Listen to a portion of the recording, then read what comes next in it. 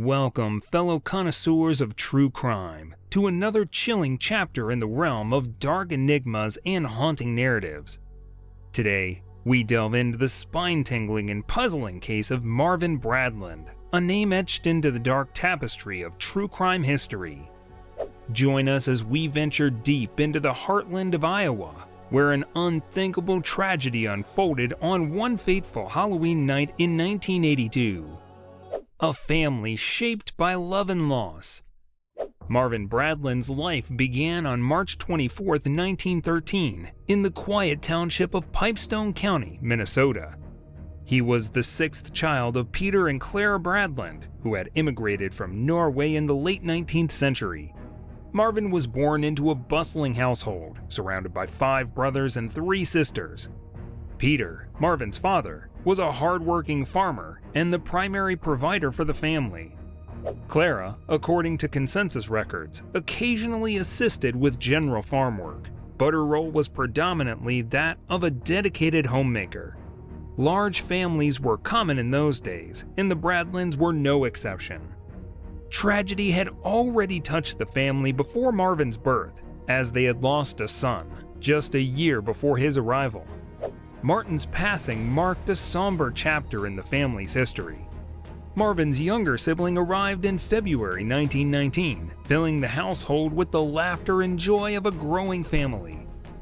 However, in February 1921, tragedy struck once again as Clara, at the young age of 36, passed away, leaving the family devastated. Peter, a resilient and devoted father, chose never to remarry. Instead, he maintained a close and loving relationship with his children, particularly with Marvin. Marvin Bradland's early years, compassion and adversity. Marvin Bradley's early years were shrouded in the difficulties faced by his family. Growing up in a financially strained household with the absence of a mother from the age of 8, Marvin's life was marked by adversity. The Bradlands had little to no money, which presented many challenges. According to military records, Marvin's formal education only extended to the 8th grade, a common occurrence in those times when children often left school to join the workforce.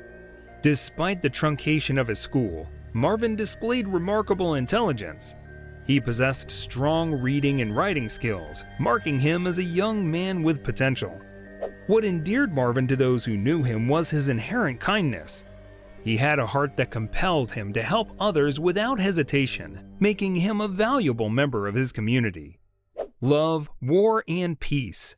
Marvin Bradland's journey. The proximity of Suit Township to South Dakota often led Marvin and his family back and forth across state lines as work opportunities presented themselves. In the early 1930s, Marvin found his love, Ethel May Hansen. Their love blossomed swiftly, leading to a heartfelt proposal and acceptance. On a memorable Saturday, October 3rd, the couple exchanged vows in South Dakota. Both hailed from Pipestone County, with Marvin aged 23 and Ethel 24.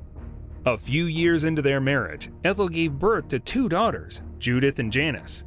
The year was 1944, and the United States was embroiled in World War II. Marvin faced the daunting prospect of leaving his beloved wife and young daughters to serve his country. On January 30, 1944, his name was drawn in the draft lottery, officially enlisting him in the U.S. Army. After 20 months of service, he returned home with the rank of corporal, the war having forever changed him. As the years passed, the couple established a tranquil life in Fort Dodge, Iowa. They diligently built a family, raised their children, and embraced the life of peace. Marvin's business in rugs provided for his family. Their daughters found love, started their own families, and bestowed Marvin and Ethel with grandchildren who brought joy into their lives and filled their days with happiness. A fatal Halloween night, the attack and death of Marvin Bradland. In the autumn of 1982, after nearly half a century of wedded bliss, Marvin Bradland's life took a dark and tragic turn. In Iowa, the night before Halloween bore a special name, Beggar's Night. It was a night for children to go trick-or-treating with their parents, keeping the festivities separate from the older crowd's celebrations the next day. In 1982, Beggars Night was scheduled for Saturday, October 30th, between 3 p.m. and 8 p.m., with local papers advertising people to conclude their candy distribution by 7:30 p.m. for safety reasons. Marvin, aged 69, and Ethel, 70, had just finished delighting in the young trick-or-treaters who came to their door. Their granddaughter, Teresa Trueblood, had departed shortly before 7:30 p.m. Then, on that ill-fated Halloween night, the doorbell rang one last time. When Ethel opened the door, a young man with a pillowcase mask stood before her. He demanded money, threatening to shoot them. Ethel initially thought it was a prank, believing him to be a family member joking with them. She reached to lift his mask, but the young man deftly pushed her hand away and secured the mask in place. As Ethel turned to fetch candy for him, the young man abruptly shut the door. To her astonishment, he brandished a gun. Ethel still believed it was a toy, assuming the worst was just a Halloween prank. Meanwhile, Marvin arrived on the scene, and Ethel recounted the bizarre situation. Initially, he too regarded it as an ill-conceived prank until the young man inquired about their underground safe. The couple had some modest savings stored in the safe in their home's basement, a secret known only to their closest relatives. With a dismissive attitude, Marvin approached the young man while attempting to wrest the gun away, hoping to end the misguided joke. In response, the young man shot Marvin in the throat, causing him to crumple to the floor, clutching his profusely bleeding wound. Overwhelmed by fear and uncertainty, the assailant fled hastily, leaving his mask behind as he vanished into the night. Ethel, shocked and terrified, rushed to Marvin's side but couldn't catch a glimpse of the murderer's face. Marvin was rushed to the hospital by helicopter. Surgeons labored for hours to save him, but his injuries were too severe and grave. In the early morning hours of Sunday, October 31st, Marvin was declared dead, leaving Ethel shattered. The family was numb with grief, and friends and neighbors were in shock. Challenges in the investigation. The investigation into the tragic shooting of Marvin Bradland was spearheaded by the Fort Dodge Police Department under then-Chief Donald Hensley. However, from the onset, the family had reservations about the department's ability to crack the case. They were eager to involve the state's Division of Criminal Investigation, DCI, but Chief Hensley believed his officers were fully equipped to handle the investigation. Sergeant Ivan Metzger of the Fort Dodge Police was assigned to lead the investigation. His team immediately began canvassing the neighborhood, hoping to find witnesses who might have seen the suspect, particularly after he had fled without his mask. Ethel, who survived the attack, became the most crucial witness as she was the only one who had seen the shooter after he removed his mask. Ethel described the assailant as a young white male in a plaid shirt and blue jeans, approximately 5 feet 8 inches tall, with blonde hair and blue eyes. She estimated his age to be between 16 and 20. Although she couldn't pinpoint anyone with a motive to harm them, Ethel noted that only close friends and family were aware of the safe in the basement. This led police to believe that the shooter likely had a connection to the family. While several neighbors reported hearing the gunshot that night, no one had seen the man approaching or leaving the home. The area was bustling with Halloween activity, and most believed it was a prank.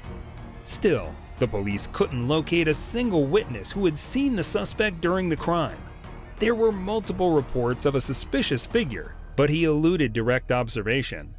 When a sketch artist was called in to work with witnesses, they realized 2 separate people were being described.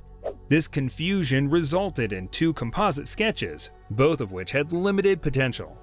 The killer's mask was a crucial part of evidence, as he inexplicably left it behind. The police processed it for fingerprints, but it didn't yield significant forensic results. Unfortunately, DNA analysis, which could have provided crucial leads, was not available in investigations in 1982. The unsolved murder of Marvin Bradland. The case had already grown cold by the end of 1982, with no concrete suspects or leads. Interviews, tips, and leads had all reached dead ends. The investigation appeared to be stalled, leaving the family and community frustrated. In 2009, the DCI announced a review of 150 cold cases, including Marvin's, with the hope that new eyes and technological advancements might yield fresh information. The family had long believed they knew the identity of the murderer and had shared this information with investigators. However, the suspect had never been publicly identified.